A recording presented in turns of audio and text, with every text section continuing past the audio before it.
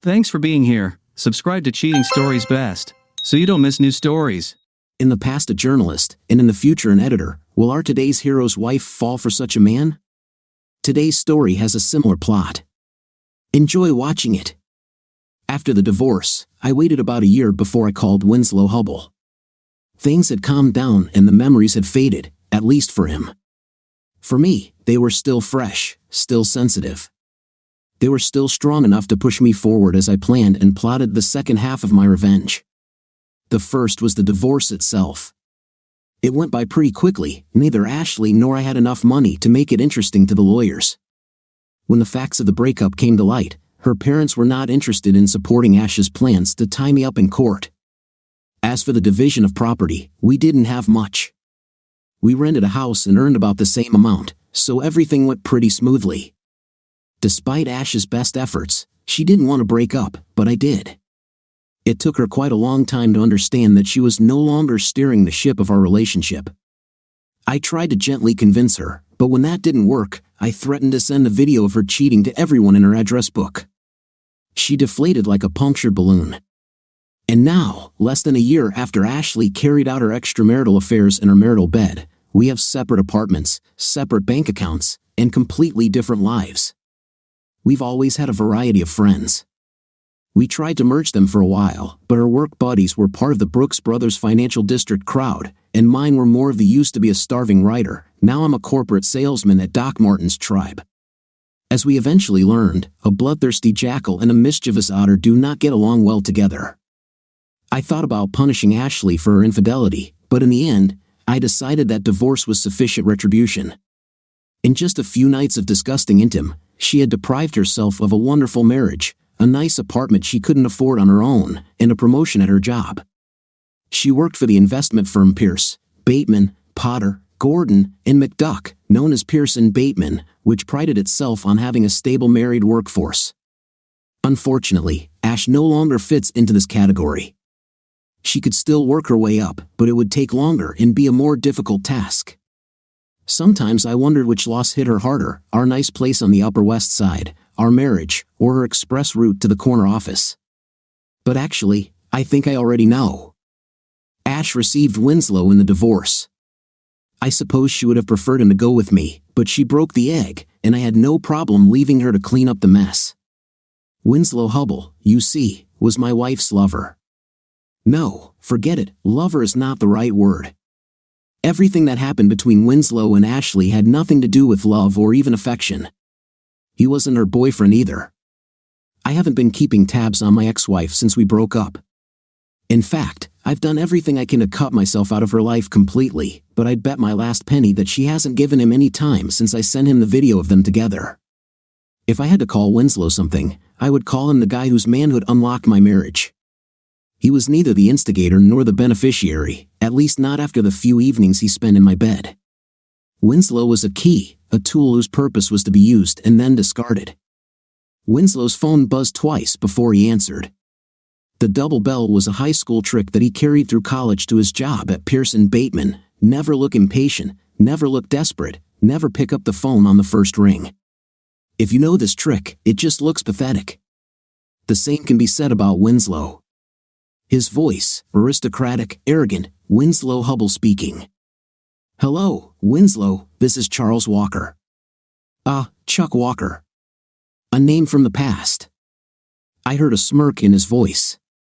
His leather seat creaked as he leaned back. What do you need, Chuck? Do you have money that you want to invest?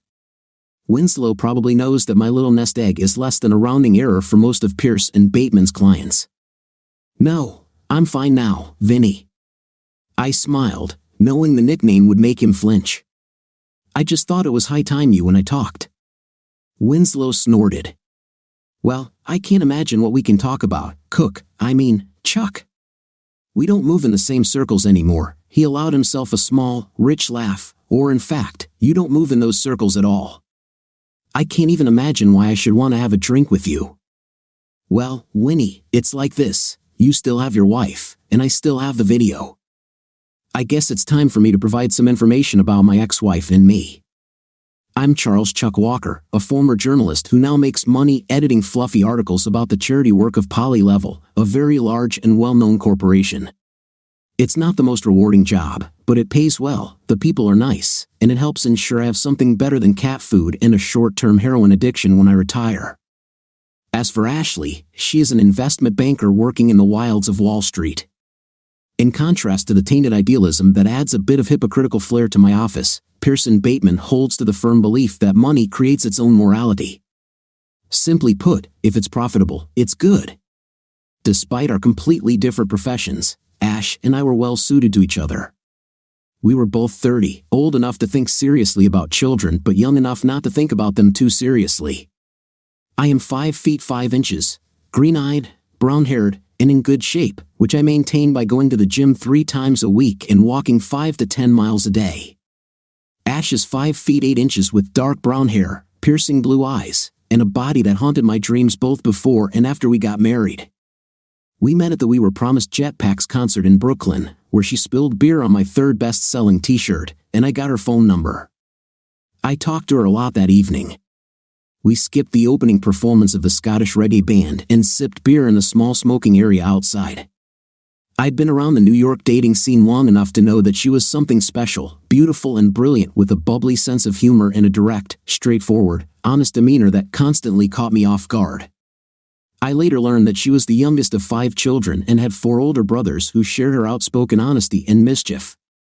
The following weekend, we agreed to go on a date to a Muppet exhibit at the Museum of the Moving Image, and I found that the humor and intelligence I noted during our first meeting persisted even after my beer glasses disappeared. For that matter, once I was sober enough, I seemed even more impressed to recognize the nuances of her subtle banter. 6 months later, she had my ring. A year later, we got married. This was 4 years ago. Staying married in a big city isn't easy, and we both worked hard at it. I knew that Ash sometimes stayed late at the office, and she knew that I sometimes had to struggle to meet a deadline or finish one of the freelance articles I wrote on the side. We tried to coordinate subway rides and organize dinners, but some days we only saw each other for a few minutes in the morning and an hour or 2 in the evening. Nevertheless, we tried to keep the weekends free, corresponded by email to keep each other updated on events, and never forgot important dates or anniversaries, even the silly little ones like Spilled Beer Day and First Real Date Day. I learned that Ash is a chameleon. In a museum, she is intelligent and erudite without being arrogant. Hiking through the Adirondack Mountains, she is rough and competitive, oblivious to the scrapes and bruises she gets chasing me down the trail. After a few cocktails, she became playful and silly, eager to join in my F. Scott Fitzgerald fantasies of being young and wealthy in New York. We jumped into several fountains and had a wild night behind some trees in Central Park. Don't believe the hype, the hottest thing about it was the fear of getting caught. While dating, living together, getting married, and building a life, she was discovering new sides of herself, cleverness in her humor, vulnerability in her caring. It was as if she was making gifts out of these parts, offering them to me when I least expected it. At work, Ash the chameleon let her predatory side out. I was able to catch her hint every Thursday night at Pierce and Bateman's weekly happy hour. The firm has a permanent lease on a back room at 3 Olives, a prim and stylish establishment in the financial district with enough burgundy leather armchairs, hunting prints, and dowdy British cuisine to embitter even the most dedicated Anglophile.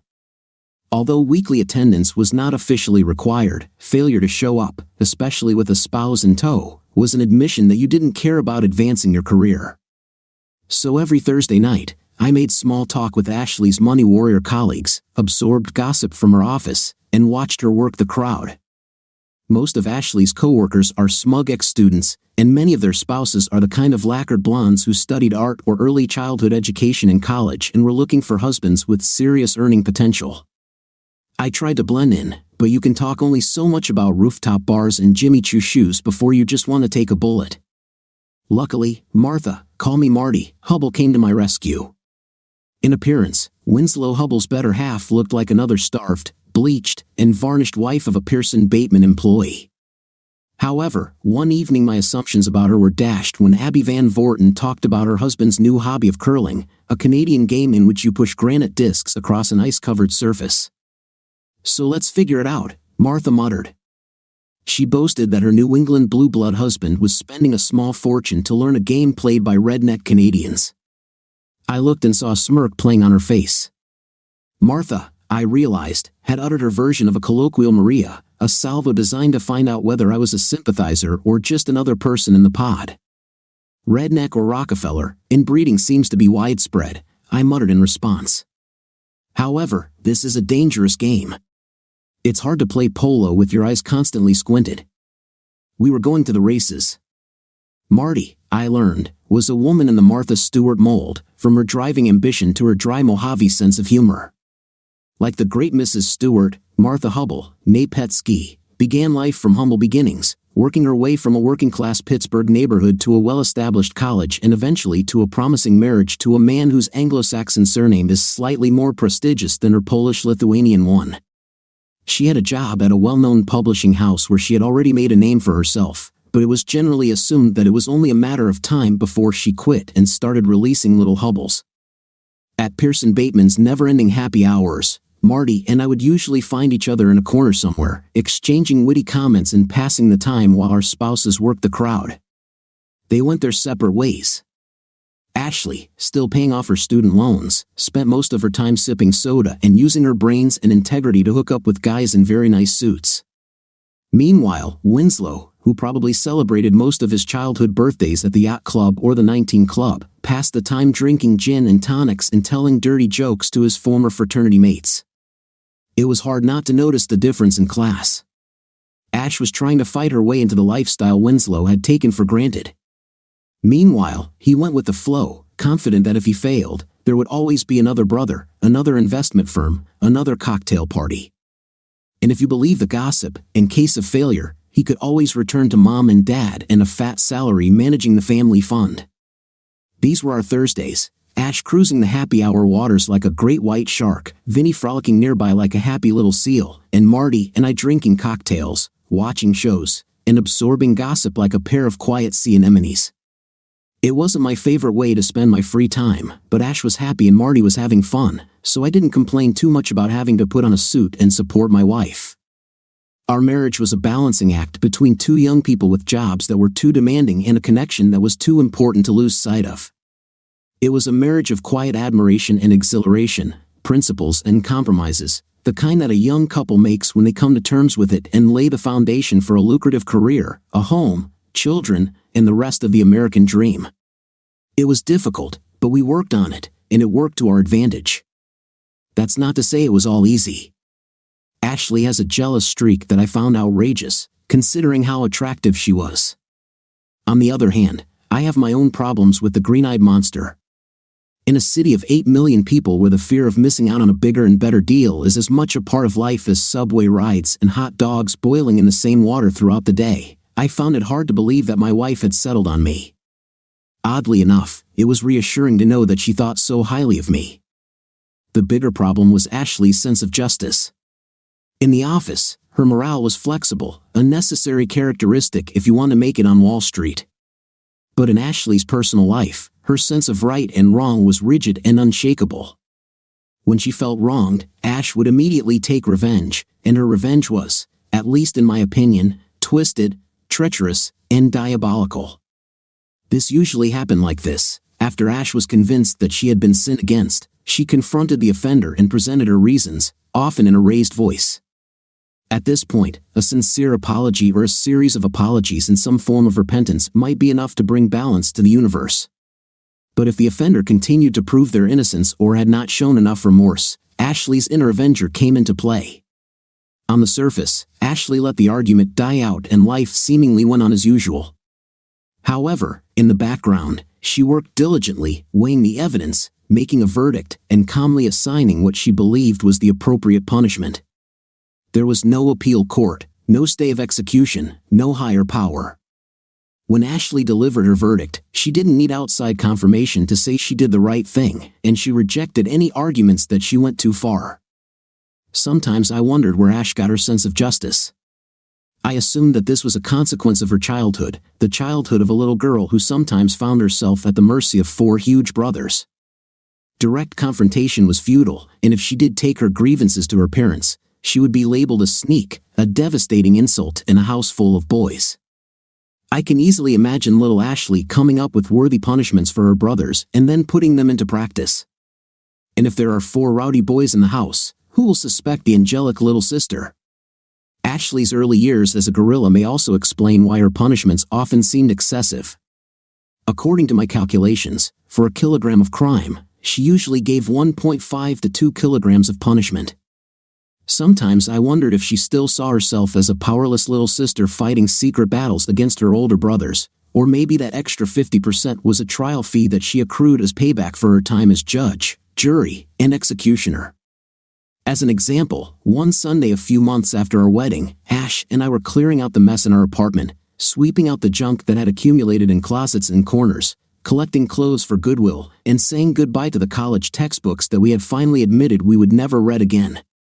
By the time we finished, the living room was littered with bags and boxes, and I was hauling trash to the corner dumpster in bags to Goodwill down the block. All seemed well in Walkerland as we contemplated the new space in our closets and bookshelves.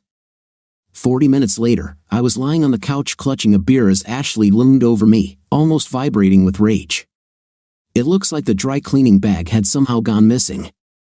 After finding out that it wasn't in the bin and that Goodwill wasn't going to let us roam around the warehouse looking for it, my wife was left with a full-blown rage with no one to take it out on but me. Apparently, I didn't look through the bags carefully enough when I took them out of the apartment, and now Ash was missing 3 dresses. I apologized. What else could I do? But it was like trying to fight a forest fire with a handful of sand. After the 3rd apology, I drank the rest of my beer, told my wife I needed time alone, and went for a long walk. When I returned a few hours later, 3 new dresses were in the closet, and Ash was sleeping. The next morning, when I woke up, Ashley was gone. I did my morning chores and started getting dressed for work. The process stopped when I realized that I didn't have any pants, not in the closet, not in the laundry room, even the suit trousers were missing. I sent Ash a message, "Honey, have you seen my pants? I cannot find them." The answer came immediately, "Search Goodwill." Fighting a wave of rage, I finally found a pair of dark sweatpants in my gym bag. Not ideal, but I was running late, and they should have lasted until I ran to Uniqlo for lunch. When I got home that evening, I had 3 new pairs of pants. While I put them away in the closet, Ashley watched me with a strangely pleased look in her eyes. After that, I went for a walk again. To put it simply, I couldn't be in the apartment with her for another minute. The final tally, 3 dresses lost in an honest mix-up and 12 pants, including 2 irreplaceable pairs of suit pants, sacrificed at the stake of divine justice. I don't know exactly what scale Ashley used, but it seemed to me that the punishment far outweighed the crime. For the first time in our young marriage, I began to wonder if I had made a mistake. It took several days before we found mutual understanding again. Ashley never apologized, but my stony silence seemed to impress her.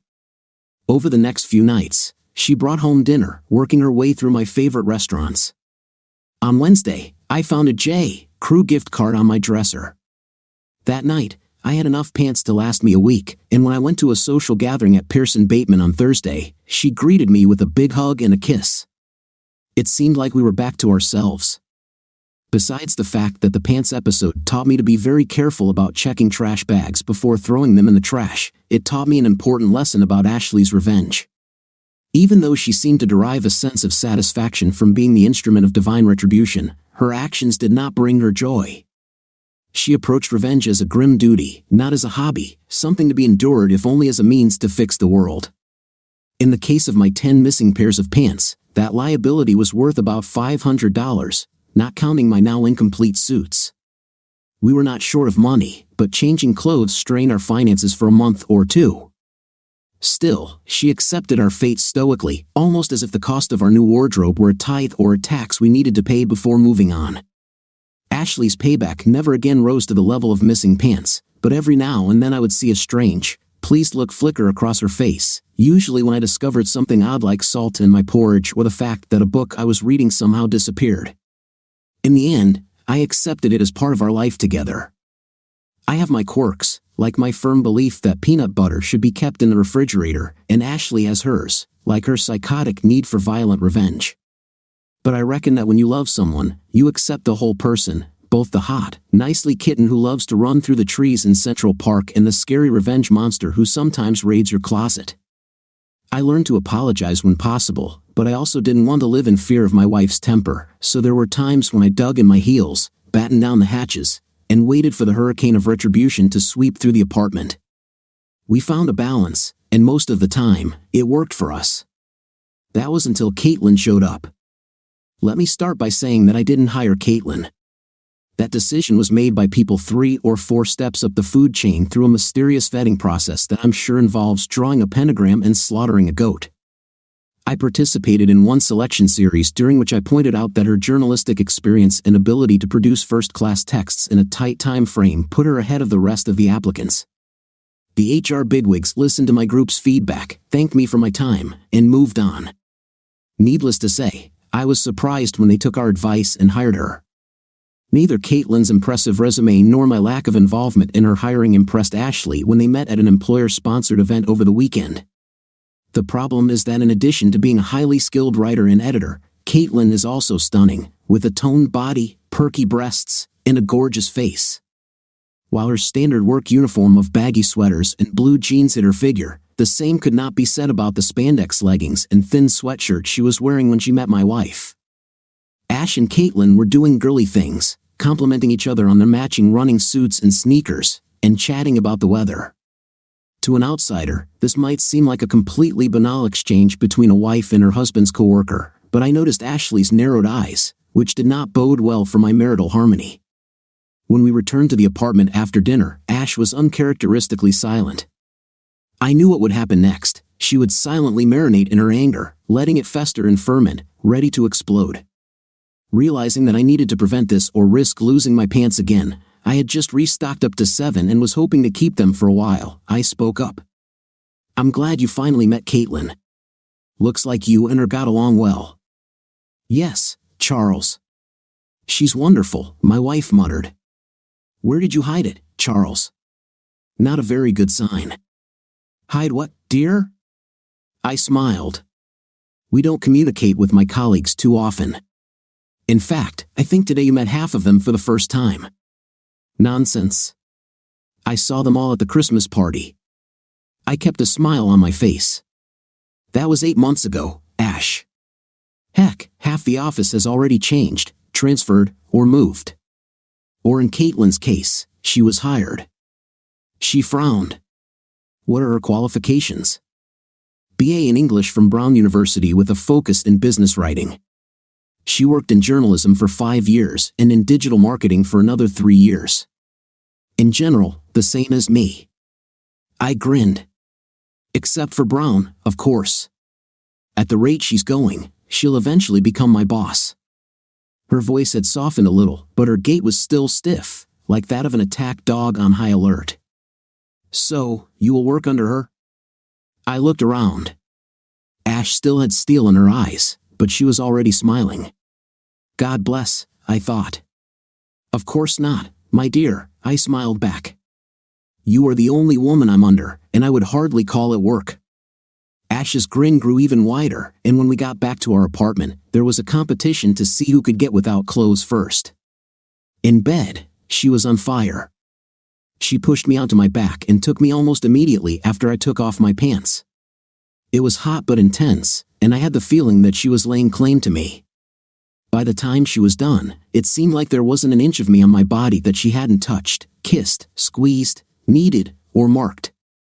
The next couple of weeks went fairly smoothly, although it took a long time and a lot of intimate before the tension went away. Meanwhile, Ashley covered my body with love marks to the point that several guys in the gym started asking strange, vague questions. I never found out whether they considered me a battered husband or if I simply had signs of acute anemia. Ash never brought up Caitlin, and I tried to do the same. I suppose it's standard in the cheater's handbook to never mention the other woman, but in my case, I just didn't want to upset the apple cart. I thought it had worked and that I had somehow dodged the bullet. Meanwhile, work went on as usual, at least until the end of October. Every year, my company releases a huge report describing its projects around the world. No matter how well we meet deadlines or how many emails we send, project managers at various charities inevitably wait until the last minute to send their reports. This means that my team and I have to work early mornings, late evenings, and canceled weekends for a week or two to get everything done. We call it Hell Week, figuratively, I know. Did I mention that we are writers? When Hell Week arrived, everything was almost back to normal for Ash and me. That Monday, my normal 8-hour day turned into a 12-hour editing marathon, and by the time I got home, I felt like I was being tied up with rubber bands and duct tape. All I could think about was a hot shower and a warm bed, and I certainly didn't have the energy to argue with Ashley. She attacked me before I even took off my coat. "Where have you been?" "What?" I paused, taking off one sleeve. "Didn't you receive my SMS?" "You mean that one text you sent 6 hours ago?" I wondered if it had really been 6 hours since I sent a message reminding Ashley that I was going to be at the office late. To be honest, I couldn't remember. Even in my daze, I realized I had two options: get into an argument with Ashley that would likely end with me sleeping on the couch, or try to defuse the situation by making my way to bed and falling asleep. "How long ago?" I asked vaguely, finishing taking off my coat and starting to rummage through the closet in search of a hanger. "Sorry, I lost track of time." She tapped her foot. This was not good. "Still would," I sighed. "Remember when I told you this was Hell Week, Ash? That my team would spend the entire day, plus a few more, trying to put together the annual report?" "Yes, damn it." "I'm sorry, Ash. It was crazy, and I couldn't check my cell phone all the time. It will be like this all week." She was there, the whole team was there all day, including Caitlin. I looked Ashley straight in the eyes with as much sincerity as I could muster, considering that my eyelids seemed to weigh about 20 kilograms each. "Ash, I'm really sorry I didn't check my phone.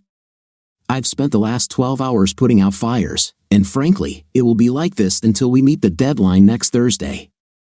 It's 8 days, Ash. Remember last year when I had to work all weekend? I'll have to do it again this year." I let my shoulders drop. "I need to go to bed, Ash. I'm really sorry, but this is part of my job. This was part of my job long before Caitlin was hired and will be part of my job after she leaves." The tapping stopped. I chuckled dryly. In the end, you know how it is. Team members are constantly moved and mixed. The only reason I haven't been transferred is because there's no one who can edit articles and run the website at the same time. Ashley's brow furrowed again. "But for now, will you still be working with her?" "Yes, my love. I'm still working with Caitlin, and with Aaron, and with Kim, and with Jake, and with Brandon, and with the rest of the team. And that's all I do." We came to a compromise. Ashley allowed herself to be reassured, and I agreed to respond to her text messages with due readiness. She wanted immediate answers, but I persuaded her to give me 10 minutes of freedom. It was a classic compromise, but neither of us was particularly happy with it. I would have to be on an electronic leash during the most difficult time of the year, and she would have to deal with her jealousy. When we went to bed, there was still something akin to a hard look in her eyes, but she quickly snuggled up to me and pulled my hand to her chest. It was still there when I woke up the next morning. A fragile peace reigned in our apartment. At work, I felt like I was constantly caught between Ashley's insecurities and the editing pile that grew no matter how quickly we worked as a team. I knew from the previous year that we would eventually reach a tipping point, and the tide would begin to subside, but that was almost a week away. Meanwhile, Ashley was pushing her text messages to the limit. At least 10 times a day, a text message would appear, and I would have to stop what I was doing to respond. Usually, I'd just have to pause editing for a minute, but a couple of times she'd text in the middle of a meeting, and I'd have to write a quick reply under the table, hoping no one would figure out what I was doing. Her messages were always harmless little notes like "How are you?" or "I hope everything is fine," but the meaning was clear: I was being watched. Timing was also a challenge. Sometimes Ashley would start texting a few minutes after I arrived at the office, but other times she would wait an hour or so. Sometimes they followed each other in a row, and sometimes hours passed between them. I felt like she was playing Battleship with me, hoping to catch an unprotected moment when Caitlin and I were having a quickie in a closet somewhere. This could have continued until the end of Hell Week, but I made a mistake. My phone charger at home was on its last legs and only worked if I tucked the cord under the phone and pulled it tight. It was an easy fix, all I needed was to buy a new cord, but it all happened during Hell Week, and between Ashley and the annual report, I didn't have enough working brain to deal with another problem. As a result, when I came to the office on Friday morning, my phone was at 7%. I usually put it on charge as soon as I got to my desk, but I'd barely had time to take off my coat when Jake came running in with the latest trouble, and I immediately got to work. By the time I went out to get some fresh air, it was already about noon, and my phone was dead. In retrospect, the horror I felt when I realized I'd been without contact for hours should have been a wake-up call, but after living with Ashley for 4 years, the frog was well on its way to being boiled. My pounding heart and growing sense of panic when I connected the phone didn't even seem strange to me. Damn. My phone's battery was dead, and it took almost a minute to get enough charge to turn on. The pulse was pounding in my ears. Damn. The phone vibrated quickly, starting the download procedure, and then vibrated several more times, signaling the receipt of a bunch of SMS. Damn. SMS messages quickly turned from harmless "Hi baby, how are you?" to angry ones, "Where the hell are you, Charles? And you have 5 minutes to answer your call or you'll be sorry." Considering that the last message had arrived half an hour ago, it was clear that I was way overdue. Crap. I quickly pressed the speed dial option but got 2 rings and then her answering machine. She screened my calls. I tried again and got the same result. The third time, I left a message explaining what happened, then sent an SMS with the same, albeit abbreviated, explanation. No answer. Another shorter SMS. No answer. At this point, I was torn between running to her office and arguing that I was right, or going back to work. One option would preserve my marital harmony, the other would preserve my job, which is key because I will definitely need a salary to pay rent after she kicks me out. In any case, I had to wait about half an hour until my phone was sufficiently charged. After the last batch of messages, there was no way I was leaving the table without my electronic umbilical cord. While I waited, I tried to get back to editing, but my brain was melting and my heart was still beating out of my chest. I thought that no matter what I did, I couldn't guarantee that Ashley would back down. Something is wrong with this, I understood. Despite my determination not to become hostage to my wife's hot temper and perverted sense of justice, this is exactly what happened. Here I am, stuck in the middle of the hardest week of my entire work year, and I can't concentrate because I missed a couple of texts, and I'm afraid my wife might explode. Something is wrong with this picture. I was thinking about how to express this to Ash. What can I say? How do I explain that I can't live in fear of her temper or that her thirst for revenge could destroy our marriage? I thought about sending a text message but immediately discarded the idea. This is a conversation that needs to be at face-to-face, perhaps in a therapist's office. I was thinking about how to broach this topic when another text message arrived. Everything is fine. All fine. God, I almost had a heart attack. Ashley spent the last 3 text messages kicking my 5th place thoroughly. This is definitely not normal. It's hard to read emotions over text messages, but I figured either Ash had realized she was being crazy and had let me off the hook, or more likely, she had found me guilty of some crime and was already planning my punishment. Then another realization hit me. No matter what Ashley's message meant, there wasn't a damn thing I could do about it. Going to her office was risky, and trying to dissuade her via SMS was stupid. I realized that all I could do was ride out the coming storm and hope that when it passed, my marriage and my wardrobe wouldn't suffer too much. I actually tried to leave work early, but by the time I got home, it was already 8:30 p.m., and like every night that week, I was shattered. Standing in front of my apartment door, I took a deep breath, gathered my strength, and went inside. "Darling, I'm home," I called. "I am in the kitchen." Her voice sounded normal, and I allowed myself a little optimism. Maybe things won't be as bad as I thought. On the other hand, her cheerful voice raised some concerns. Why isn't she more upset? Has her revenge already begun? Will my dinner be full of laxatives, vomit root, nails? Hanging up my coat and taking off my boots, I prepared for the attack. Instead, I received Ashley with a relaxed smile on her face.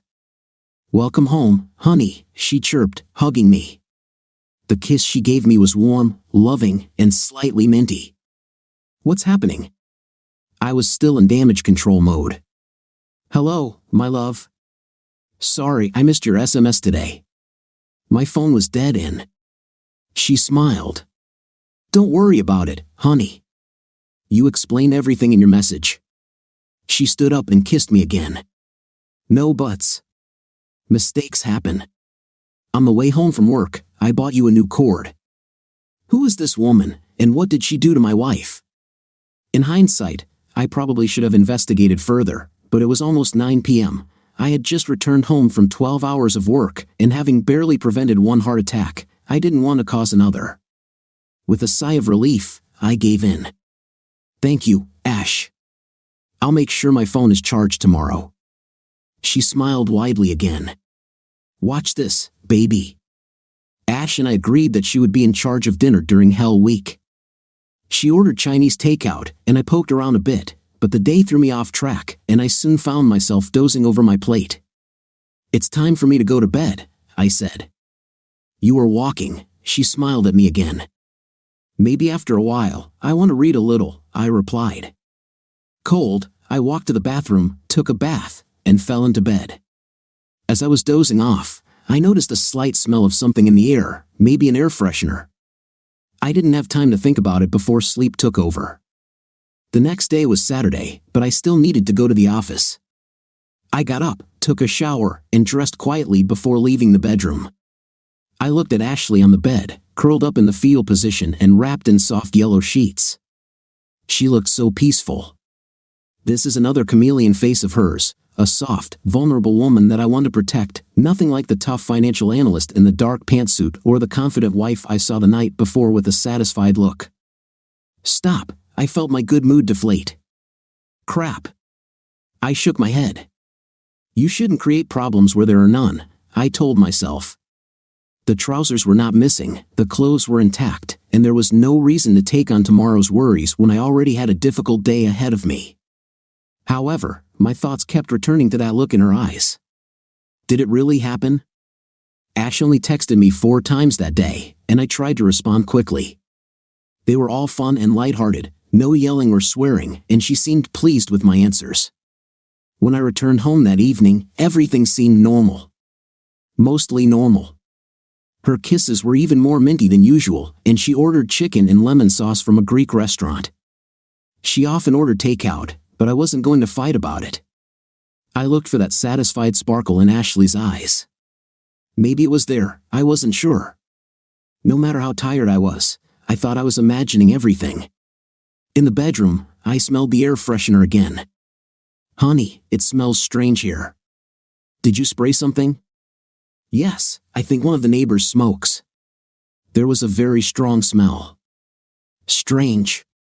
A few neighbors actually smoked weed, but we usually smelled it in the hallway, not in the bedroom. I shrugged. The mystery is solved. Sunday morning was the same. I woke up at 6 o'clock, took a shower, and dressed in silence. I looked at Ashley nestled on the pale green sheets, looking like some kind of mermaid or Botticelli's Venus, albeit dressed in a flannel nightgown. I kissed her and left for the office.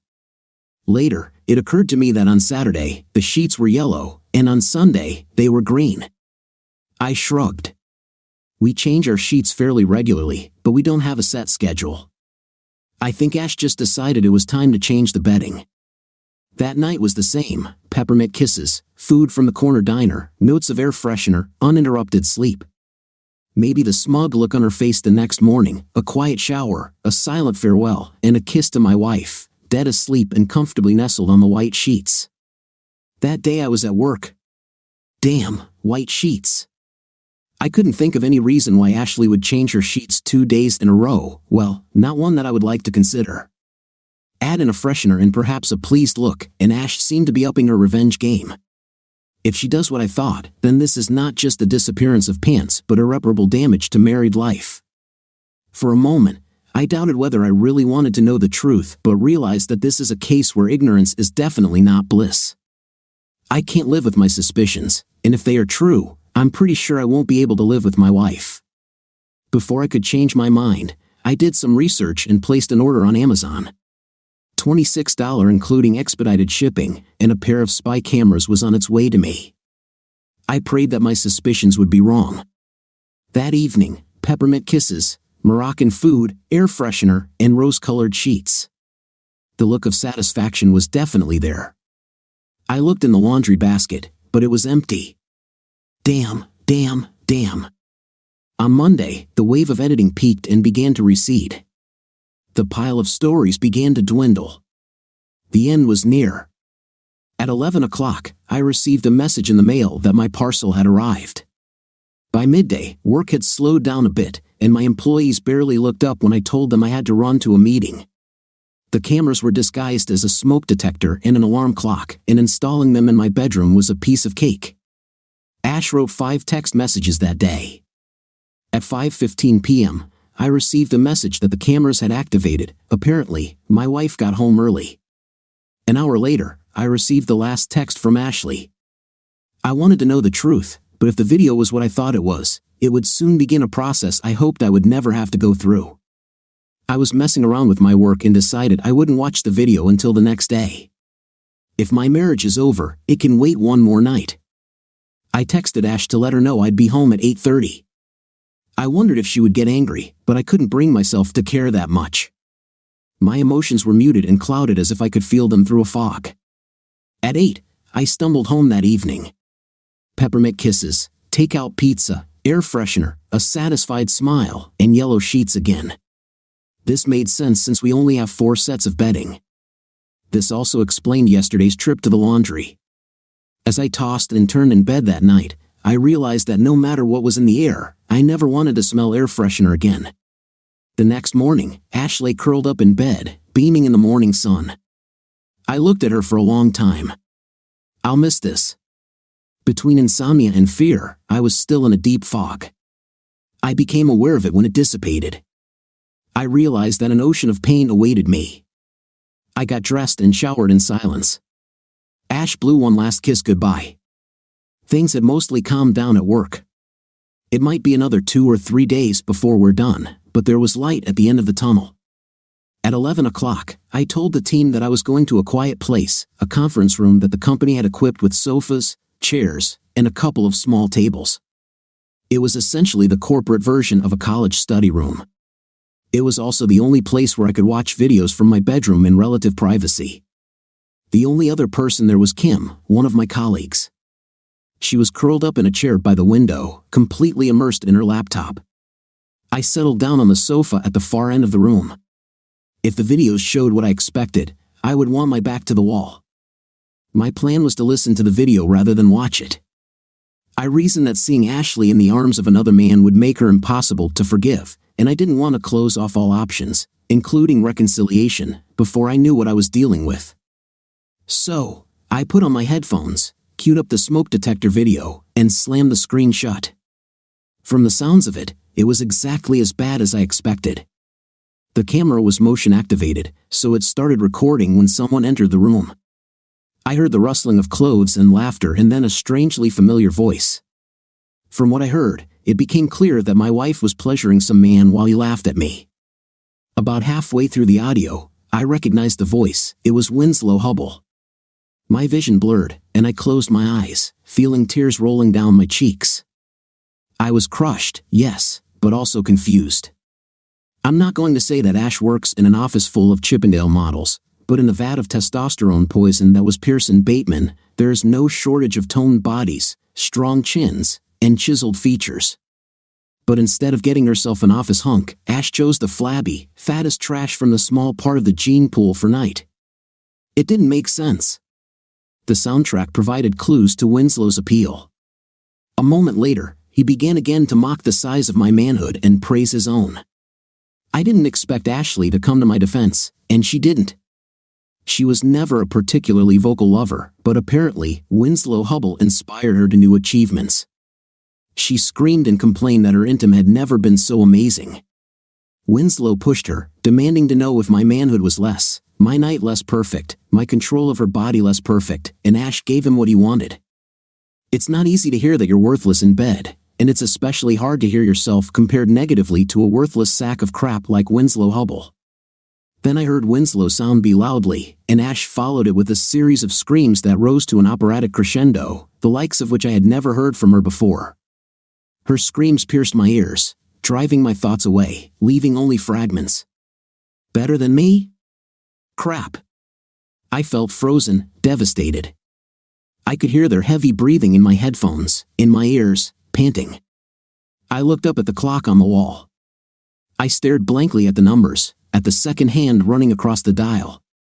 It's only been 20 minutes since I started the video. My brain was stuck on a number repeating, 20 minutes, 20 minutes, 20 minutes. 20 minutes to end my marriage. 20 minutes.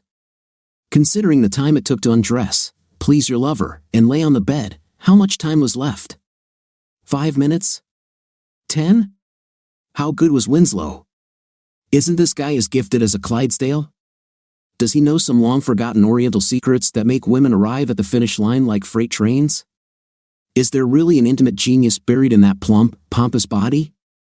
Ashley and Winslow were still puffing in my ears. Then he spoke. From the conversation, I realized that he wanted to humiliate me in every possible way. Ash asked, "Why does this turn you on so much?" Winslow chuckled, "Your ideal husband. Every Thursday, I watch him and Marty have their little conversations and look at us all as if they're so smart, so much better. I wonder what he would say if he knew I was here giving you this." She snorted with laughter, "Do not dare. Don't worry, my dear. I'm not going to do anything that would jeopardize that or my marriage, for that matter." I opened the computer and pressed pause. The camera was focused on the two of them. Winslow was all red and sweaty, his mouth open, his eyes half closed. Ash lay next to him, the sheet pulled up to her collarbones, her eyes sparkling with smug satisfaction. That damn look. I couldn't figure out what it was, joy, satisfaction, cruelty. 20 minutes. Over the years we've been together, I thought I'd learned a few things about Ashley, including the fact that she wasn't the quickie type. Night with her, even her quickie night on weekdays, was slow with a lot of languid foreplay and teasing.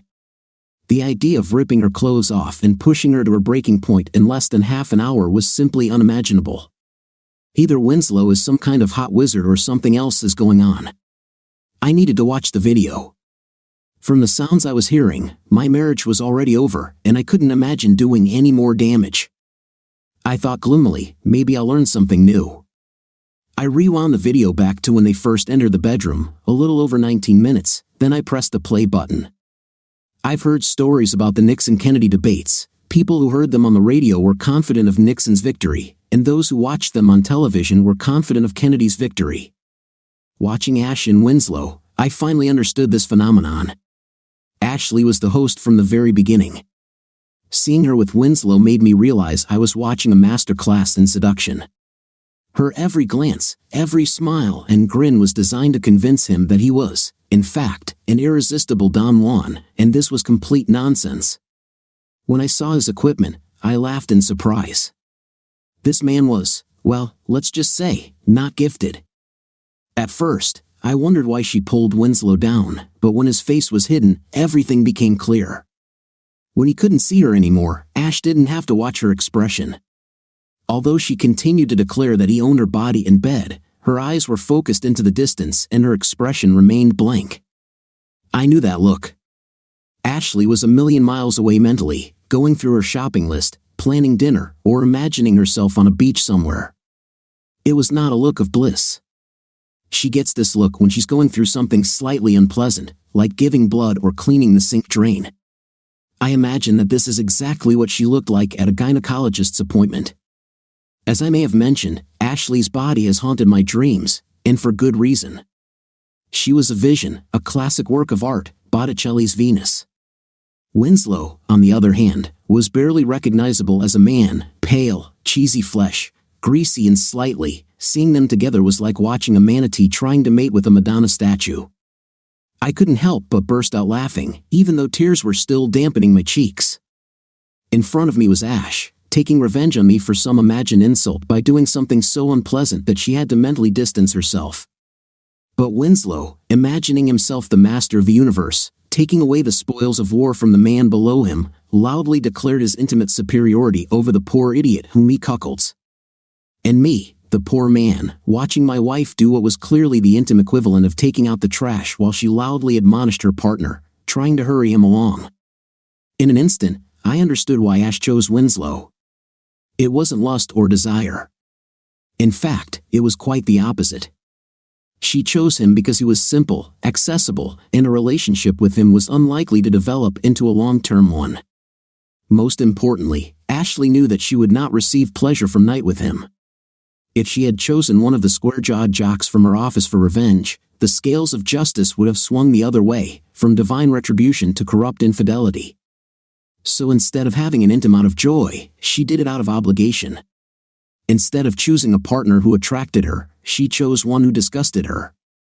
She hurt herself to hurt me. I understood Ash's reasoning to some extent. I even respected it, but I couldn't get past it. Watching what was happening on the screen, I realized that she was scaring me. Throwing out a closet full of pants is extreme but also slightly funny, and it has become a silly story I sometimes tell friends after a few drinks. But in the process of turning Ashley's justice into a comedy act, I allowed myself to overlook the darker aspects. The fact is that my wife did a very destructive thing, knowing full well that it would put a strain on our marriage and on our finances. It would make me, the man she claimed to love, feel unsafe in my home. Now, she inflicted another severe punishment, many times worse than her raid on my wardrobe. Everything else, the fact that I didn't deserve to be a cuckold, the fact that I might never find out about it, didn't matter.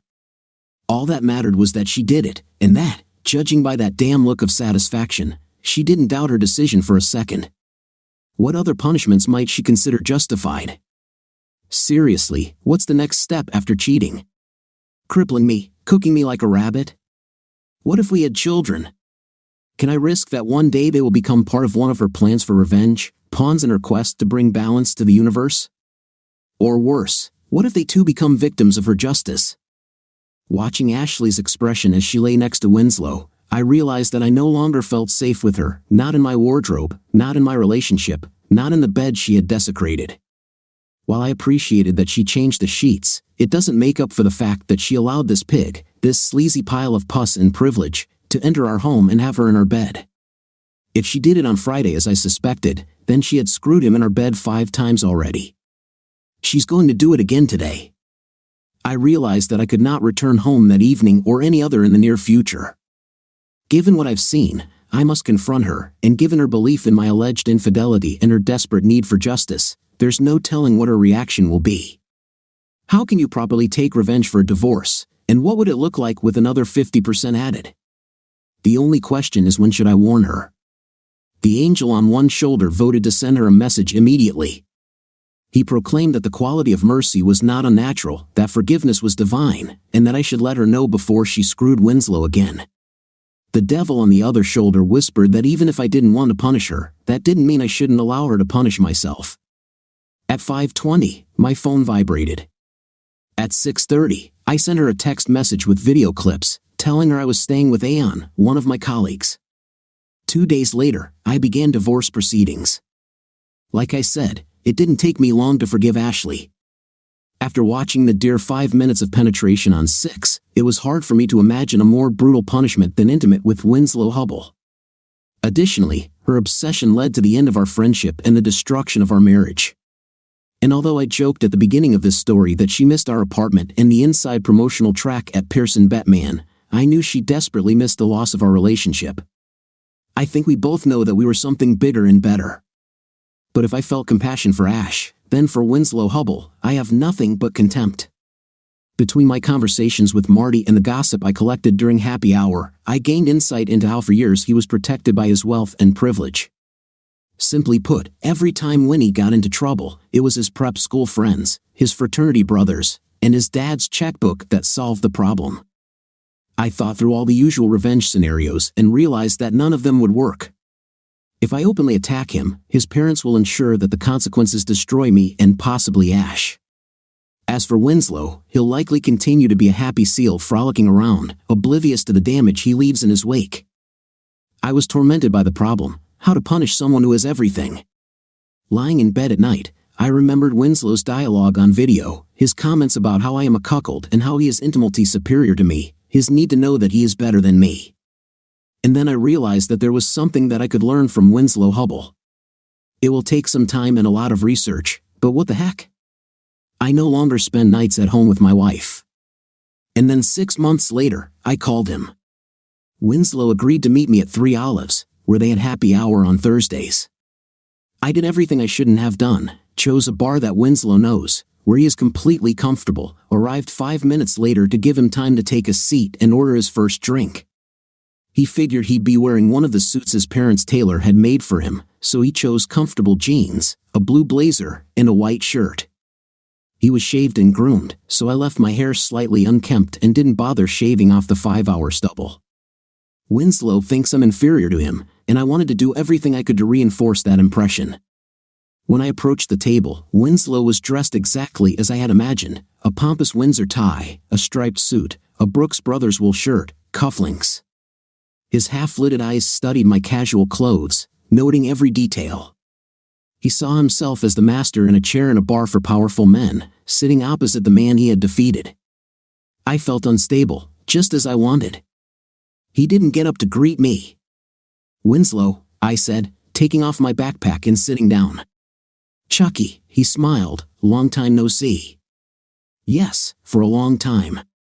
Give me a second." I signaled to the waitress and gave her my order while Winslow looked at me. Obviously, members of the lower classes should not ignore those above them when ordering a gin and tonic.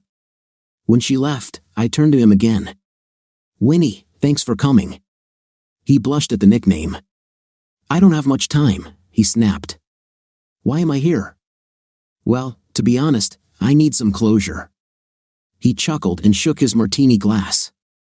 "I would imagine a divorce would do that." "Yes, that definitely put an end to it between me and Ash." I nodded to him. "However, you and I also have unfinished business." Winslow laughed. "I can't even imagine what it could be." "Maybe it's that your wife decided to try another man," he grinned, "the best, and you, of course, just couldn't resist." "Why, Ashley is a beautiful woman," his eyes sparkled, "and she's very good in the bedroom. Besides, from what she said, you weren't giving her what she needed." "We'll come back to this later. After I found out about you too, I thought about revenge. In Ashley's case, everything is simple. We got divorced, and I haven't seen her since. We had a great marriage, and she ruined it. She'll have to live with it." I sipped my drink. "You, however, turned out to be a tougher nut to crack." "What are you talking about?" "Here's the thing, Vinny, you are protected. Let's say I do the obvious and beat you to a pulp." His eyes widened, and he slowly removed his hands from the table. "I have no doubt that I can do it, and I'm sure it will be a lot of fun. But as soon as I have time to wash the blood from my hands, your parents will lock me up." I looked down at his hands on his lap. "Besides, you're probably the kind of guy that mom and dad make you carry around a panic button, in which case, I'll be lucky if I get a few punches in before the hired guards take me to the floor." Winslow blushed and pointedly put his hands back on the table. He took a sip of his drink, a big gulp. "So, you're not going to try and beat me up?" "No. The same goes for murder. I'm sure I can find someone to put a bullet in you. Maybe I can even save up some money and find a real professional who can make you disappear." Looking at his face, I tried not to grin. I needed to look serious. "But then I'll be FAI with the same problem. Your parents will undoubtedly hire a bunch of investigators, and I'll have to worry about all the evidence my killer will leave behind.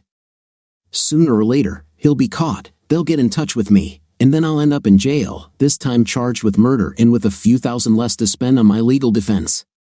Why not leave everything as it is?" "I'm sure I could," I interrupted him.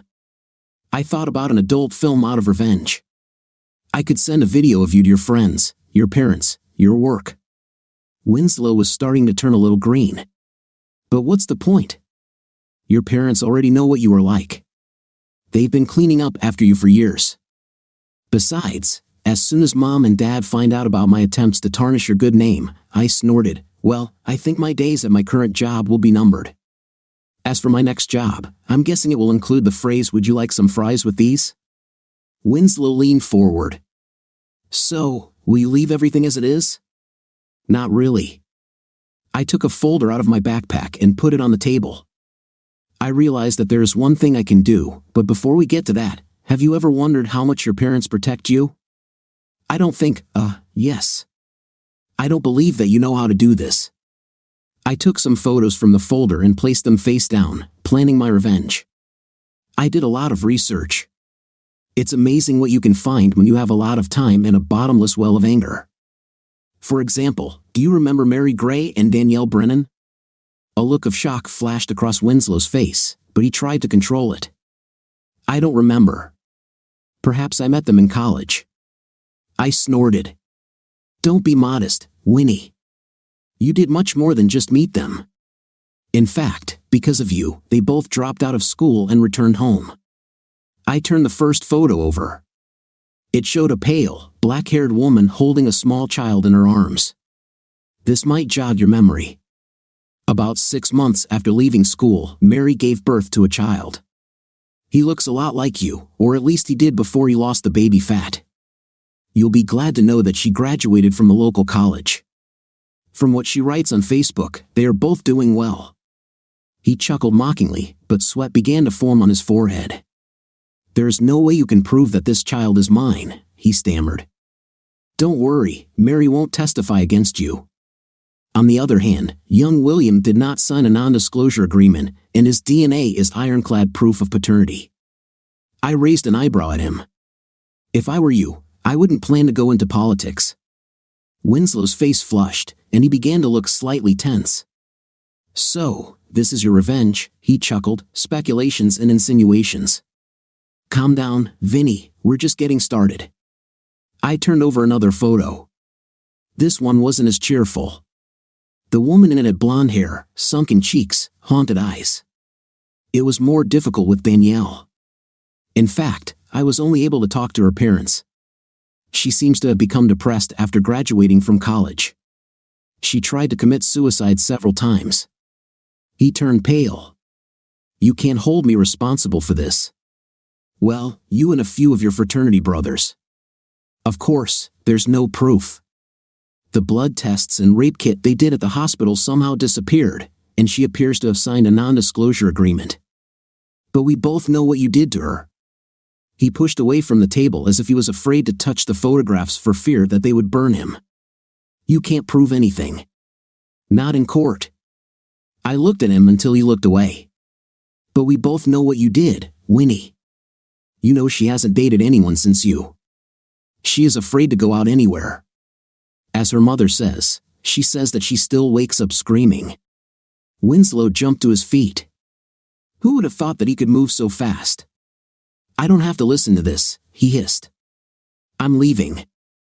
Not so fast, I said. I pulled one of the flash drives out of my pocket and tapped it on the table. Sit down, Winnie, I barked. Finish your drink. Order more. We have more to talk about, and you still have something to lose. Go ahead, tell that to my boss, he laughed, his voice high and hollow. Hell, you can give this to Marty. She won't leave me. Maybe yes, maybe not. Maybe she'll want to talk to Danielle. Of course, she no longer bears that name. I stared at him hard. Your parents really put the fear of God into her. Winnie sank into a chair. You have 10 minutes, he muttered. He loosened his tie and undid the top button, his collar was wet. Stop talking nonsense, Winnie. I have as much time as I want because you have something to lose, just like me. I caught his eye, and he looked away again, faster this time. Don't shut me up, buddy. We've only just begun. Watching him breathe, almost crying, I thought about Ash for a second and wondered if she felt the same way when she began one of her revenges. I understand how you can become addicted to this. I took another breath. Let's move on to the second part. Funny you should mention your job, Vinny. You're right, Mary and Danielle won't get you fired. Hell, you won't even get fired because of Ashley, although that would be hard for her. Unlike you, she needs her job, and also unlike you, she is not untouchable. If your little afternoon delight comes out, it will destroy her. You, of course, will remain free. I chuckled. Hell, if you don't rob a bank, you'll probably end up at Pearson Bateman until they carry you out on a stretcher. What are you talking about?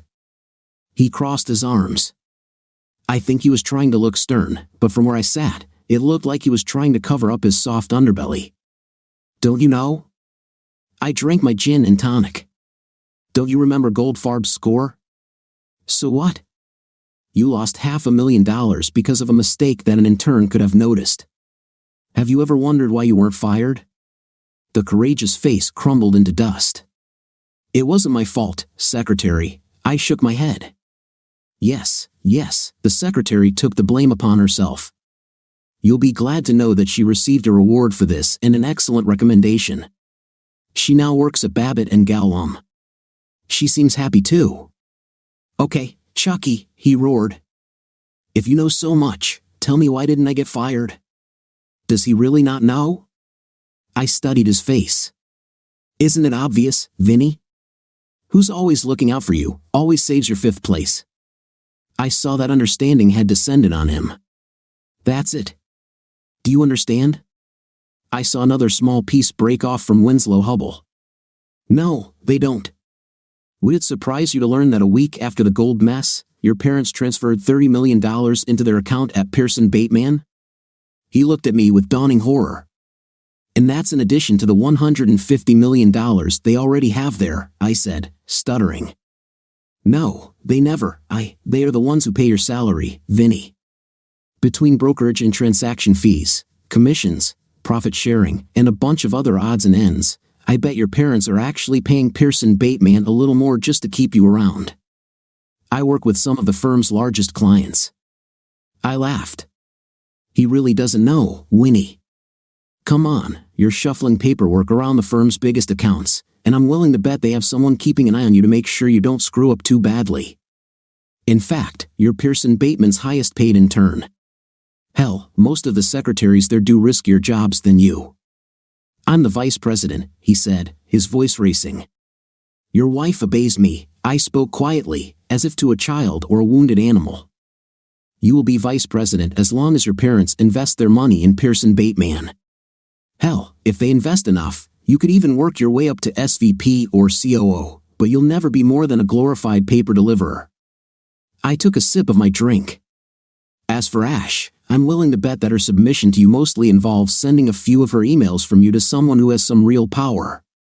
He gave me an uncertain grin. I had enough power to seduce your wife, Kay. That's it. This is the arrogance I've been waiting for, I beamed, looking at him. This seemed to upset him. Now we come to the main thing. Are you ready, Winslow? Yes, you, expletive. My wife, in my own bed. And how many times was that? 4, 5, 6. And then I put the hammer down. How many times has this happened since then? Winslow's face fell as I continued. It's been 1.5 years, Winnie. How many times did my ex, who was so fascinated by you, take you to her bed again? I'll simplify it. How many times did she kiss you, dance with you, send you an SMS full of sweet words? It was after the divorce. She said that she didn't want to do anything to muddy the waters. You can't be that stupid, Winnie. We've been divorced for 1 year and in separation 1.5. I laughed at him. Besides, everything is crystal clear. Once I moved out, you could have a night with her every night and twice on Saturdays. The only reason you're not together right now is because she doesn't really want your fat flesh touching her, you cuckold. He shouted. She liked what I did to her. I was a hell of a lot better than you. I leaned back in my chair. You know, when I was watching you, I noticed something funny, Winnie. You seem to talk a lot about me, he blinked. What? Watch the video. It's amazing how much of your conversations concern me, the size of my man's tool, how much more yours is than mine, how much better are you at night compared to me, what are you? He was breathing heavily. Better than her, little cuckold boy, he tried to give me a triumphant smile. He failed. I laughed. Here it is, cucked boy. You often said this in the video too. See, here's the thing. when most men find themselves with a beautiful woman, they can't stop talking about her, about how beautiful her breasts are, what a gorgeous face she has. Well, you understand. But as soon as you're in the room with Ashley, you start talking about me, what I am, a winner. I shook my head. God, no wonder you were forced to work as an intern. Let me explain everything to you briefly. Ashley is a beautiful woman. That's it. What you can speak about me, tool. No, stop it. I don't, what? Me? Long, so thick, stop it. His face was burning. How, I touch her? How do you have an intim compared to me? How do you, now, take what once was mine? Shut up, stop it. Stop immediately, he shouted. Don't you think it's strange, Winnie? That's exactly what I think. He covered his ears with his hands. Stop calling me Winnie, you worthless cuck. He looked like he had run a marathon. He was choking, and there was a wheezing sound in his breathing, as if he was on the verge of tears. He lay curled up in a ball, eyes closed, hands still covering his ears. I glanced at the waitress. She was talking to a man in a suit, I think with the manager. I motioned for the bill. I don't, he make a sound. I'm silent, Vinny. I'm just telling you what I saw, what you will see when you watch this video. I looked at him, he was broken. Nothing special, Winnie. It's like loving blondes or big women. Accept it and move on. I'm not like that, he wailed. I don't judge. Winnie, at least not for this. I finished my drink and put the glass down. And as for the rest, a child without a father, ruined lives, broken marriages, an imaginary toy job financed by mom and dad, yes, I really blame you for that. His face seemed swollen, red, and sweaty, his tie was a mess, the eyes were pleading. What about the video? You're not going to give it to Marty, are you? I burst out laughing. Winnie, Marty has had the video for a year now. I gave her a copy as soon as the divorce was finalized. This copy is yours. I handed him the flash drive across the table. What? But she didn't say anything. Not a word. Winnie, I wouldn't want to speculate about why Marty stayed with you or, for that matter, why did she even get together with you? I don't know what kind of devilish deal she made to get her 5th place out of Pittsburgh, and I'm not going to blame her. I pulled out a second flash drive from my pocket. As for why she stayed with you, maybe it's devotion, love, or maybe because your prenup gives her $500,000 if she stays married to you for 5 years. Your 5-year wedding anniversary was what, 2 weeks ago? 3, he answered absently. Yes, I don't always remember dates well. Congratulations and many more happy years to come. But before I go, this is for you. I slid the second flash drive across the table to him. This is a video that I shot. Let's call it Chucky and Mrs. X. You can't see her face, and we've blurred out any distinctive features, but I think you'll recognize her voice. I paused and picked up my backpack. Or maybe not. She often makes sounds and screams. It's funny, though.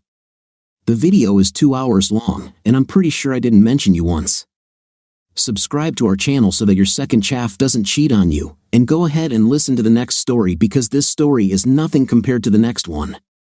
If you're under 18, don't even think about listening to the next one. What do you think of our story today? I thought the story was quite interesting and exciting, especially the moment where he finally confronted his abuser and set things straight. What was your impression of the story? Write in the comments. Until new videos.